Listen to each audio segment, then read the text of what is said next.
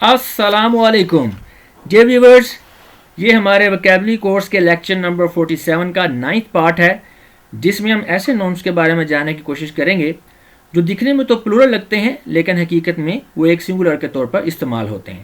تو چلیں سٹارٹ کرتے ہیں. The number part 9، nouns that look plural but are used as singular. تو ہمارے پاس پہلا ورڈ ہے مینس.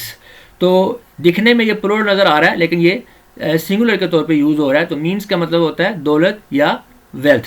آگے جتنے بھی ورڈ آئیں گے ان میں یہی چیز آپ دیکھیں گے کہ دکھنے میں وہ پلورل لگ رہے ہوں گے لیکن وہ ایز اے سنگولر یوز ہو رہے ہوں گے.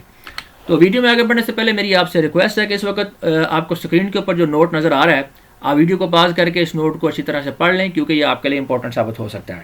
تو نیکسٹ ورڈ ہے اننگس. اب دیکھیں یہ بھی پلورل ورڈ لگ رہا ہے لیکن یہ بیسیکلی سنگولر ہے. اننگس یعنی کھیل کی باری. نیکسٹ ہے بلیئرڈس.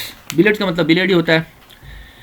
نیوز خبر، پالیٹکس سیاست، میتھمیٹکس ریاضی، فزکس میکینکس مکانیات، اکنامکس معاشیات، الیکٹرانکس